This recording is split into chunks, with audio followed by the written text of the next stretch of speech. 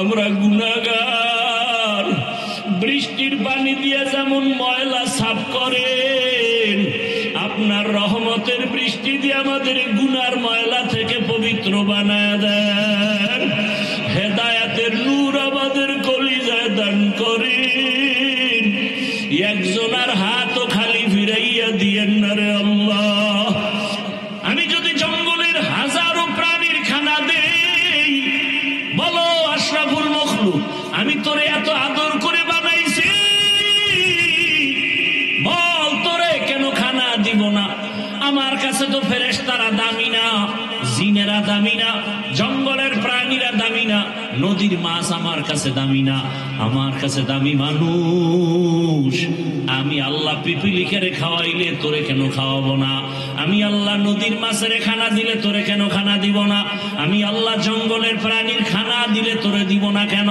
জঙ্গলের প্রাণী না খাইয়া মরে না, নদীর মাছ না খাইয়া মরে না, উড়ন্ত পাখি সারাদিন পাখা উড়ে খোলা আসমানে, সন্ধ্যাবেলা পেট বইরা বাসায় আসে, ও না খাইয়া মরে না।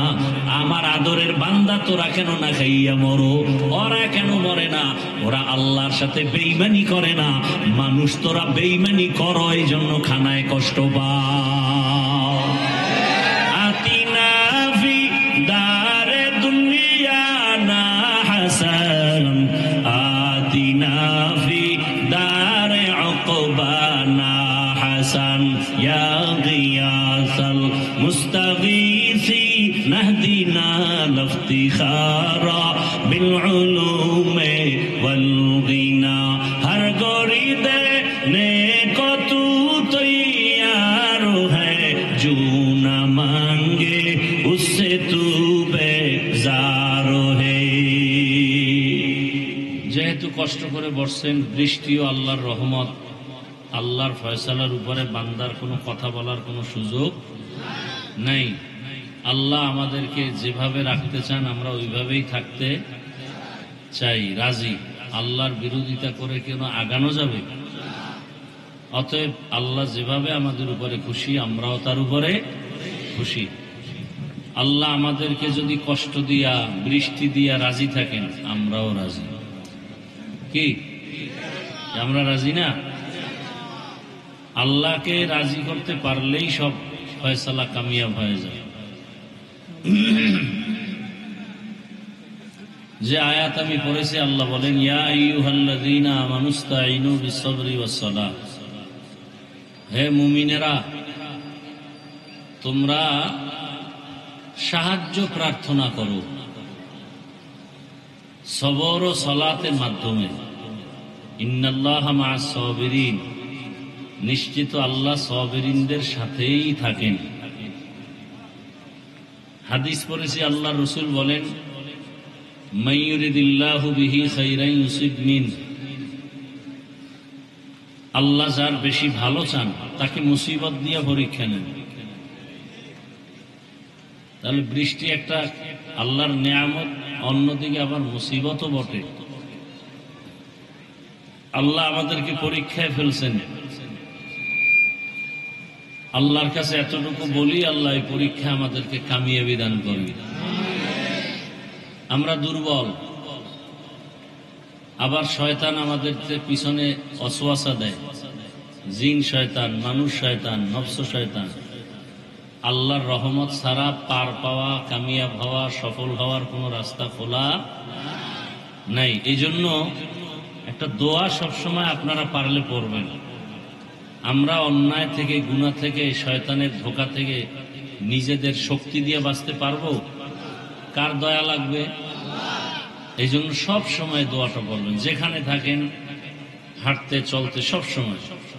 অর্থ কি? আল্লাহ তোমার দয়া থেকে, তোমার দয়ার দ্বারা আমরা গুনাহমুক্ত চাই, তোমার রহমের দ্বারা আমরা কি চাই?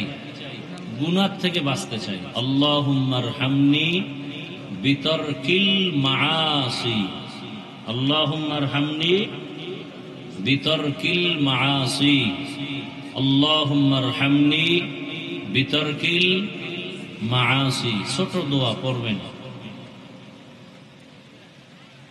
অনেক বরকত। রব্বানা আতিনা ফিদ দুনিয়া হাসানা, এটা তো পারেন। অফিল আখিরাতি অকিনা আযাবান, এটা তো পারেন, এটা পড়েন। এটা অনেক পাওয়ারফুল দোয়া, কোরআনের আয়াত, অনেক পাওয়ার। আল্লাহ দুনিয়ার কল্যাণ আমাকে দাও, আখিরাতের কল্যাণ দাও, জাহান্নাম থেকে মুক্তি দাও। কত সুন্দর দোয়া। দুনিয়ারও কল্যাণ চাই, আখিরাতেরও কল্যাণ চাই, জাহান্নাম থেকে মুক্তি চাই।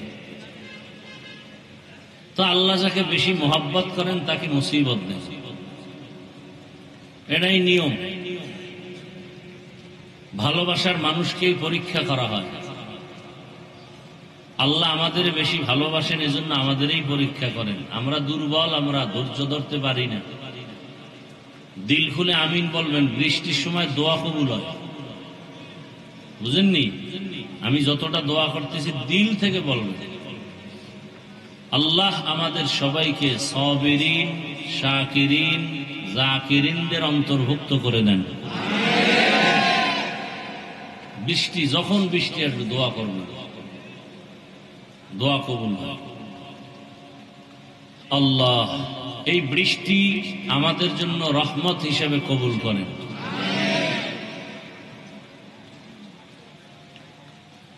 দুনিয়াটাই মুসিবতের জায়গা, পরীক্ষার হল। আল্লাযী খালাকাল মাউতা ওয়াল হায়াতা লিয়াবলুয়াকুম আইয়ুকুম আহসানু আমালা ওয়া হুয়াল আজিজুল গফুর।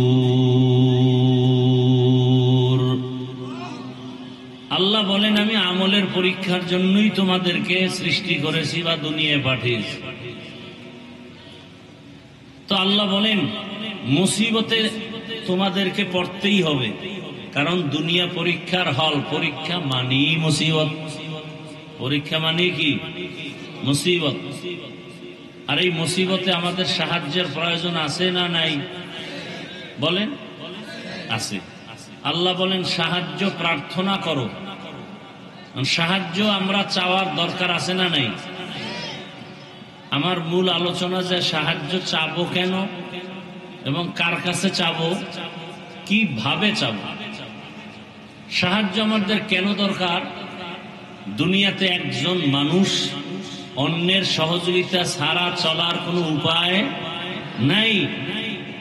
কেন? আমরা দুর্বল।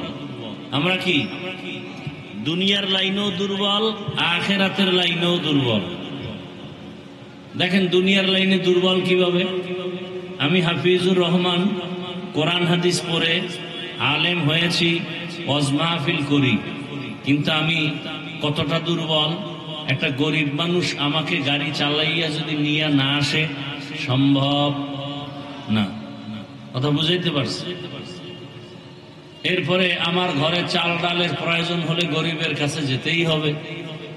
আমার পকেটের টাকা লয়ে যদি বাহাদুরি করি কাউকে দিব না, তাহলে আমার না খাইয়া মরা ছাড়া কোনো উপায় নাই। আমার টাকা গরিবকে দাও, গরিবও আমার টাকা নিয়ে চাল দিবে, ডাল দিবে, মাছ দিবে, গরুর গোশত দিবে।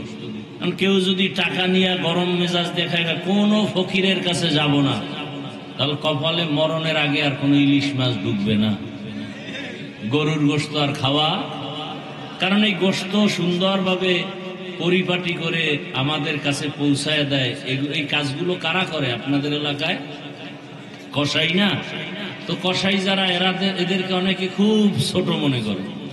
আমরা যে রুটি খাই, ভাত খাই, এই ভাতের চাল, রুটির গম বানায় আমাদের পর্যন্ত বাজারজাত করে, এরা গরিব না? সব কৃষক না? তাহলে দেখেন প্রত্যেকটা মানুষ হিসাবে গরিবের কাছেই দুর্বল। কি গরিব না খায় থাকলেও কোনো টেনশন নেই, কিন্তু বড় লোক না খায় থাকতে পারবে না, পাগল হয়ে যাবো জাগাত। তাহলে আমরা প্রত্যেকটা মানুষই কোনো না কোনো দিক থেকে কারো না কারো কাছে দুর্বল। কোনো মানুষ পরিপূর্ণ স্বয়ং সম্পূর্ণ নাই। কথা বুঝাইতে পারছি? আচ্ছা আসেন এবার মেধা। দেখেন আমরা কোরআন হাদিস পইরা যে লাইনে আসছি, আমাদের মধ্যেও ভাগ আছে। কি? যারা মুফতি সাহেব কোরআন হাদিস পড়ছে, এগুলো লাইন আলাদা, এরা ফতুয়া দিবে, ওই লাইন আর আমার না। দেখেন তো আমি তার কাছে দুর্বল না? মাসালাগত শরীয়তের ঝামেলা লাগছে, মুফতি সাহেব তাড়াতাড়ি ফতুয়া দেন, কিন্তু হে আবার বয়ানের লাইনে দুর্বল, আছে না নাই?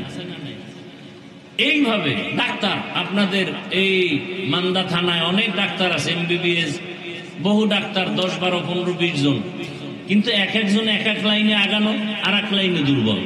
কেউ নাক কান গলা, নাক কান হ্যারে যদি কান আমার লিভারের সমস্যা, কয় এই বিষয়ে আমি দুর্বল। লিভারের ডাক্তার আলাদা, সেখানে যাও। তাহলে দুনিয়াতে আল্লাহ পাক এগুলো রাখছেন কেন? কয় যে একে অন্যের কাছে দুর্বল থাকো, সহযোগিতা করো, সামাজিকতা রক্ষা করে চলো, না হয় সমাজ টিকবে না, সমাজ টিকবে না। সামাজিক বন্ধনকে সুন্দর রাখার জন্য আল্লাহ কাউকে একটা গুণ দিছেন, আবার দুর্বলতাও রাখছেন। একটা গুণ আমার আছে, এটা আর একজনের নাই, সে আমার কাছে দুর্বল। আবার আমার মধ্যে দুর্বলতা আছে, সেটা আর একজনের কাছে নাই, সে আমার কাছে দুর্বল। আল্লাহ এভাবে সামাজিক বন্ধনকে সুন্দর রাখার জন্য সিস্টেম করেছেন। এতক্ষণ আলোচনার দ্বারা কি বুঝলেন? কার অন্যের সহযোগিতা ছাড়া চলা যাবে? বলেন সবাই, যাবে না। এখন অন্যের সহযোগিতা যে নিব, বিশেষ করে এখানে আল্লাহ কি বুঝাইলেন? কয় দুনিয়াতে থাইকা জান্নাতের পথে তুমি আগাও। জান্নাত তোমার জন্য রিজার্ভ করে আমি দুনিয়ায় পাঠাইছি, সেই জান্নাতটার টিকিট নেওয়া লাগবে।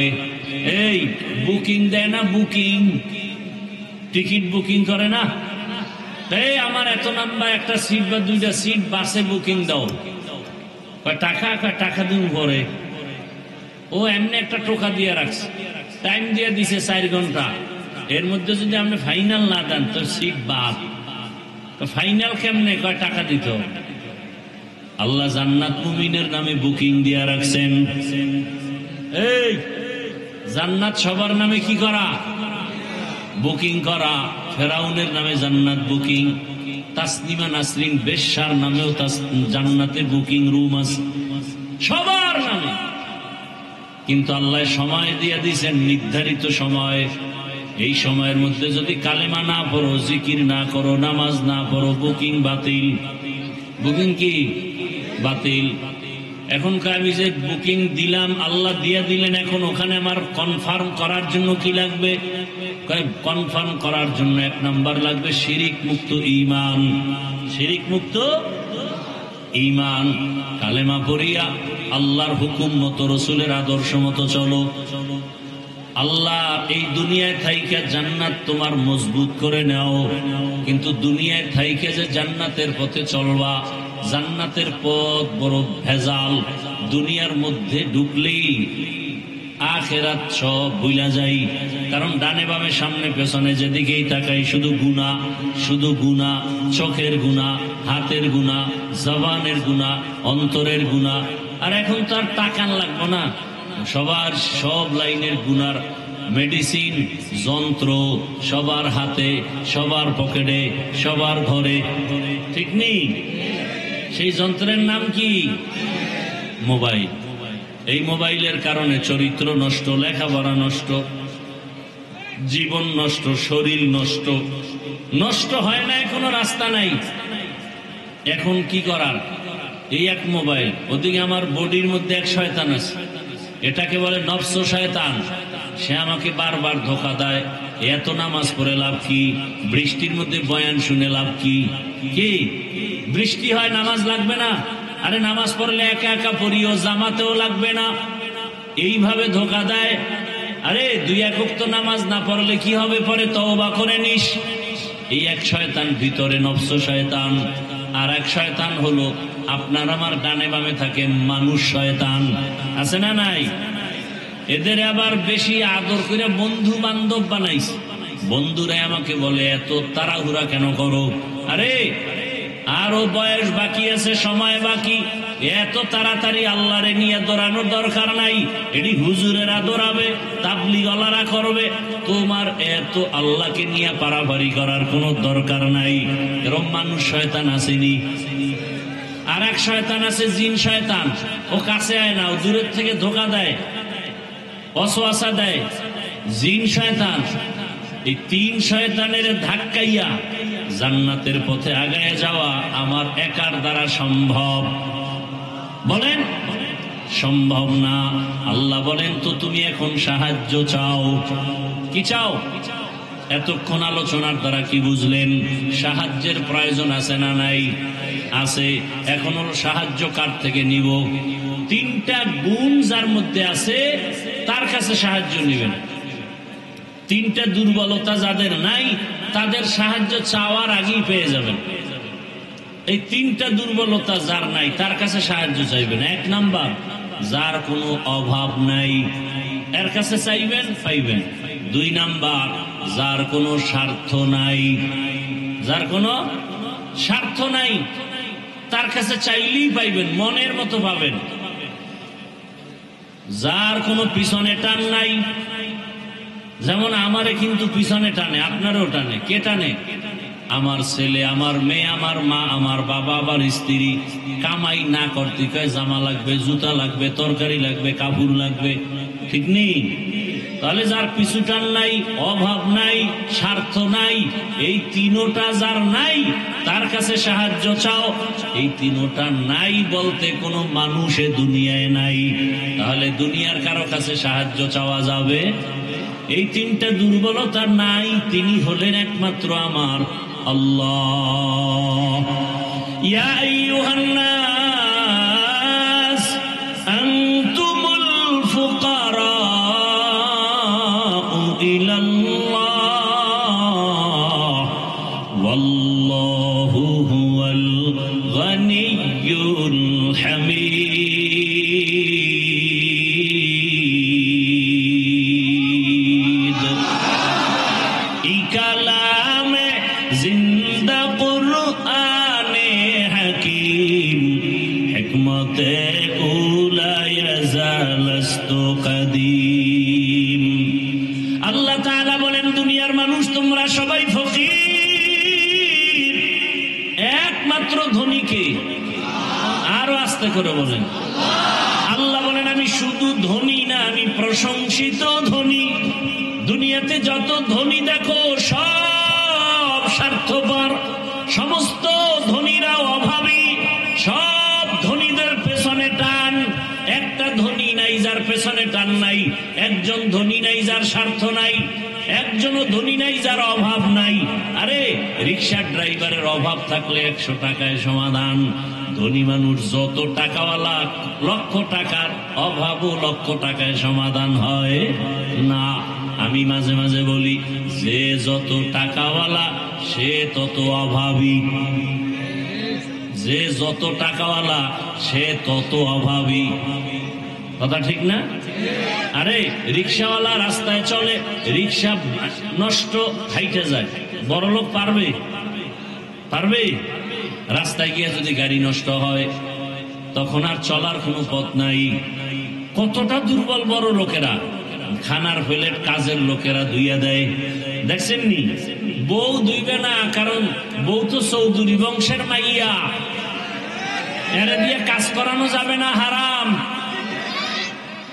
কাজ করাইতে গেলে বলবে তোমার ঘরে আর নাই। তাহলে খানার প্লেটটা ধুইয়া দেয় কাজের লোক, জোতা পুইসা দেয় কাজের লোক, বাথরুম পরিষ্কার করে কাজের লোক। কেমন যেন গরিবের সন্তানেরা বড় লোকের ঘরের কাজ না করলে 10 তলা বিল্ডিং গোয়াল ঘর হয়ে যাবে। আমি কি বানায় বলতেছি? হ্যাঁ, কাপড় ধুইয়া দেয় কাজের লোক, বউ ধুইয়া দেয়। দেখে কেউ ভালো করে বুকে হাত দিয়ে বলতে পারবে না আপনার যে আমার জামা কাপড় আমার বউ ধুইয়া দেয়? এ দুনিয়ায় নেই। ভাইরা আমার, তাহলে স্বার্থ নাই, অভাব নাই, পিছুটান নাই কার? জোরে বলেন। এবার সিদ্ধান্ত ফাইনাল, সাহায্য লাগবেই। কার কাছে চাবো? বলেন। আল্লাহর কাছে চাবো। অনেকে বলে আল্লাহর কাছে তো কম চাই না, আল্লাহ তো দেয় না, এই জন্য চাওয়া বন্ধ করে দিয়েছি। আল্লাহ তো দেয় না। আল্লাহ বলে চাওয়ার মতো চাও। আমি যদি গর্তের পিপিলিকেরও খানা দেই, তোরে দেব না কেন? আমি যদি নদীর মাছের খানা দেই টাইম মতো, তোকে কেন দিব না? আমি যদি জঙ্গলের হাজারো প্রাণীর খানা দেই, বলো আশরাফুল মখলুক, আমি তোরে এত আদর করে বানাইছি,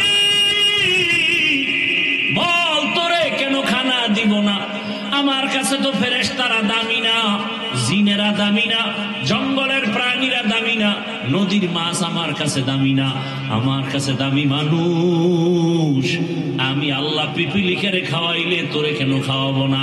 আমি আল্লাহ নদীর মাছের খানা দিলে তোরে কেন খানা দিব না? আমি আল্লাহ জঙ্গলের প্রাণীর খানা দিলে তোরে দিব না কেন? জঙ্গলের প্রাণী না খাইয়া মরে না, নদীর মাছ না খাইয়া মরে না, উড়ন্ত পাখি সারাদিন পাখা উড়ে খোলা আসমানে, সন্ধ্যাবেলা পেট বইরা বাসায় আসে, ও না খাইয়া মরে না।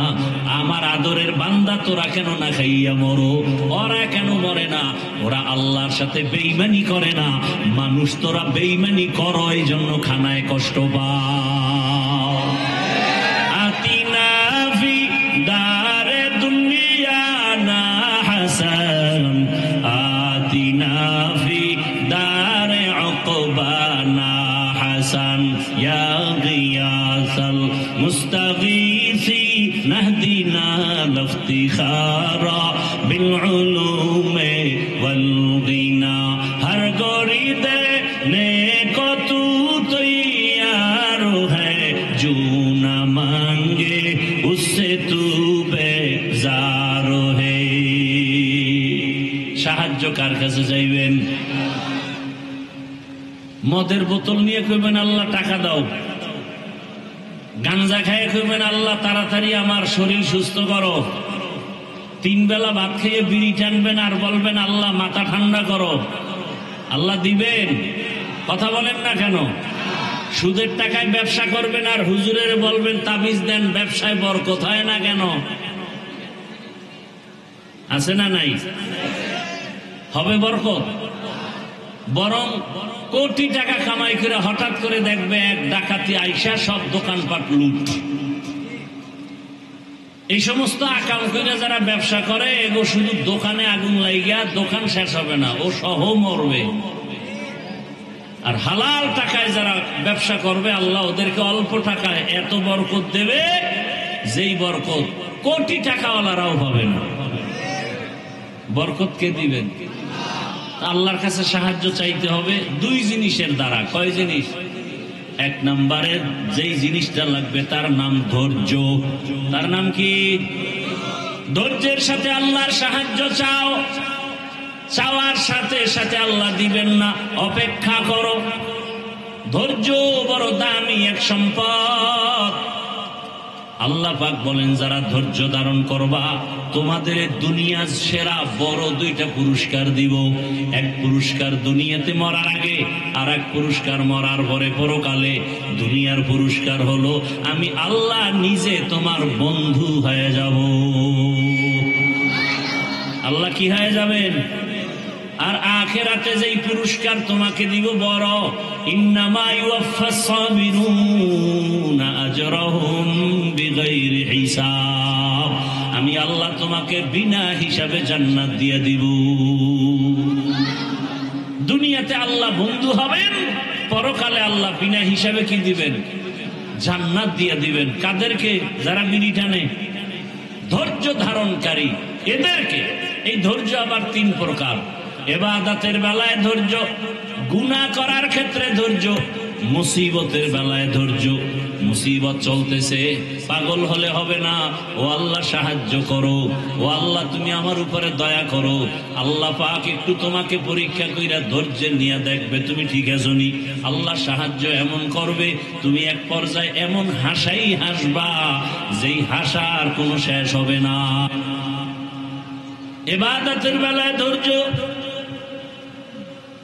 এই ধৈর্য না থাকলে ইবাদত চলবে না, করতেই পারবে না। নামাজ পড়তে গেলে সময় ব্যয় হবে, রুকু সেজদায় সময় ব্যয় হবে, আল্লাহর কোরআন তেলাওয়াতে সময় ব্যয় হবে। এইভাবে ধৈর্যের সাথে বান্দা তুমি আগাও। 2 নাম্বার আল্লাহর সাহায্য পাওয়ার 2 নাম্বার জিনিস লাগবে নামাজ। কি লাগবে? নামাজ। এই যে এত কষ্ট করে আল্লাহর মহব্বতে আইছে ঠিক, ফজর পরে নাই, জোহর পরে নাই, এশা পরে নাই, মাগরিব পরে নাই, আসর পরে নাই। এরকম আশেক এখানে একজনও নাই? মোনাজাতের পরে বাসায় যাইয়া মোবাইল চালাবে সারা রাত, দরওয়াজা জানালা বন্ধ করে জেনা করবে, জেনা, চোখের জেনা, হাতের জেনা, অন্তরের জেনা, কানের জেনা করে করে সারাটা রাত কাটায় দিবে। আরে মুহাম্মদের উম্মত যদি না হইতে, ঘুমের থেকে উঠে দেখতি চেহারাটা শুকর হয়ে গেছে, বানর হয়ে গেছে চেহারা। যেই পরিমাণ গুনাহ করো, শুধু মুহাম্মদের উম্মত হওয়ার বরকতে আল্লাহ চেহারা পরিবর্তন করেন না। অতএব বৃষ্টির মধ্যে আল্লাহর কাছে তওবা করো। যুবক বাবা, তোমার মতো কত যুবক জেনারেল লাইনে আছে, স্কুল কলেজে পড়ে, চাকরি করে, 5 ওয়াক্ত নামাজ পড়ে, বলো নাই?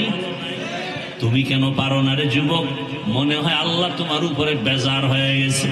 র্যাব আর্মি পুলিশ বিডিআরের চাকরি করে, নামাজ পড়ে, রাস্তায় গাড়ি চালায়, ড্রাইভার, নামাজ ছাড়ে না। বলো তুমি কেন পারো না? তোমার মতো যুবক নদীর মধ্যে মাছ ধরে, নামাজ ছাড়ে না, তুমি কেন পারো না? কৃষি কাজ করে যুবক, নামাজ ছাড়ে না, তুমি কেন পারো না?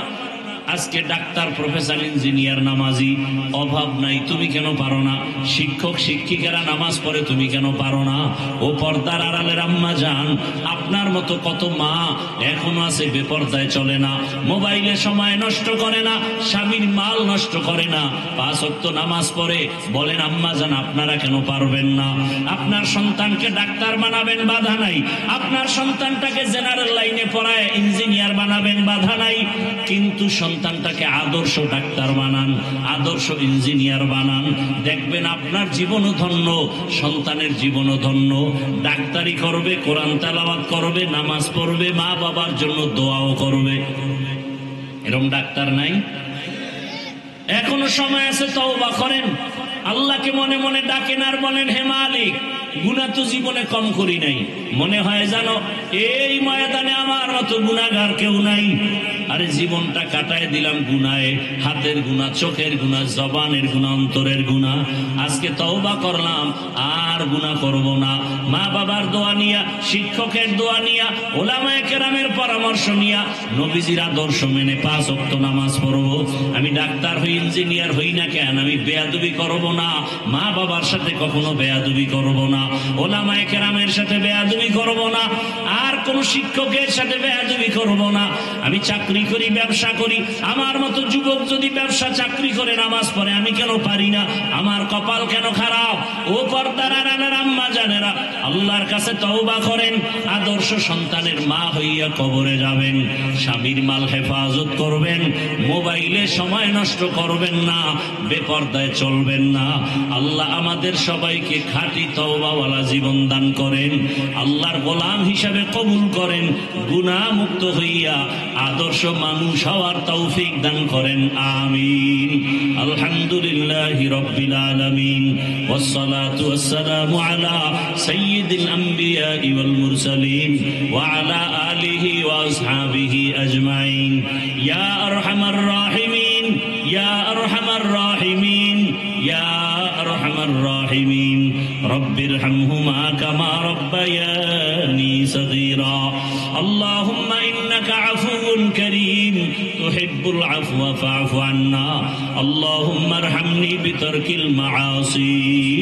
আল্লাহুম্মা ইন্না নাসআলুকা ইলমান নাফিআ ওয়া রিজকান ওয়াসিআ ওয়া শিফাআন মিন কুল্লি দা। আল্লাহুম্মা ইন্না নাউযু বিকা মিনাল বারাসি ওয়াল জুনুনি ওয়াল জুযামি ওয়া সাইয়্যিল আসকাম। ও দয়ার মালিক, কুদরতের নজর দিয়ে তাকাইয়া দেখো, এত কষ্ট আর বৃষ্টি ভিজিয়া ভিজিয়া, ও আল্লাহ, কারা এখানে হাজির?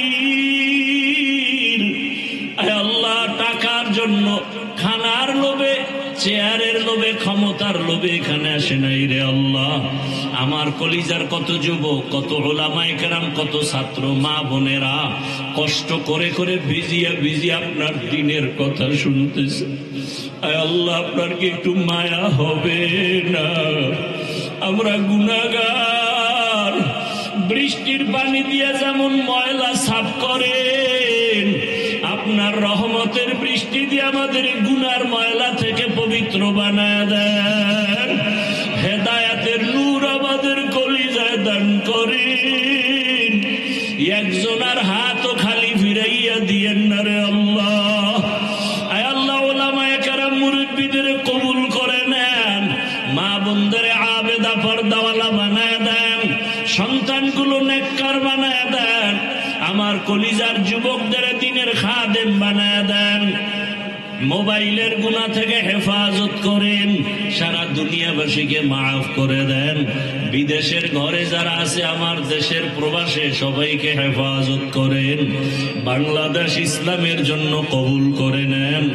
উলামায়ে কেরামদের এক অনেক বানায় দেন। আয় আল্লাহ, নবীজির সুন্নাত ওয়ালা ইজ্জতের জীবন দান করেন। নবীজির রওজা বাইতুল্লাহ জিয়ারতের জন্য কবুল করে নেন। আয় আল্লাহ, সবার ব্যবসা চাকরি কামাই রুজিতে বরকত বাড়ায় দেন। আয় আল্লাহ, চলার পথে হেফাজত করেন, ইজ্জতের জিন্দেগি দান করেন। আমরা যারা হাত তুলেছি জানি না কার বাবা নাই, কার মা নাই, অন্ধকার কবর থেকে দোয়া চাই, মেহেরবানি করে সবার কবর জান্নাত বানায় দেন। যারা বেঁচে আছেন হায়াত বাড়ায় দেন, দীর্ঘ নেক হায়াত দান করেন, সুস্থতার নিয়ামত বাড়ায় দেন। নবীজির মুহাব্বতে আমাদের কবুল করে নেন। আওয়াজে কথায় রুহানিয়াতে স্পষ্টতার রূপ বাড়ায় দেন। আয় আল্লাহ, উলামায়ে কেরাম মুরব্বিদের কবুল করে নেন, মা বোনদের আবেদা পর্দাওয়ালা বানায় দেন, সন্তানগুলো নেককার বানায় দেন, আমার কলিজার যুবকদের দ্বীনের খাদেম বানায় দেন। মোবাইলের গুনাহ থেকে হেফাজত করেন, সারা দুনিয়াবাসীকে মাফ করে দেন। বিদেশের ঘরে যারা আছে, আমার দেশের প্রবাসে সবাইকে হেফাজত করেন। বাংলাদেশ ইসলামের জন্য কবুল করে নেন। উলামায়ে কেরামদের এক অনেক বানায় দেন। আয় আল্লাহ, নবীজির সুন্নাত ওয়ালা ইজ্জতের জীবন দান করেন। নবীজির রওজা বাইতুল্লাহ জিয়ারতের জন্য কবুল করে নেন। আয় আল্লাহ, সবার ব্যবসা চাকরি কামাই রুজিতে বরকত বাড়ায় দেন।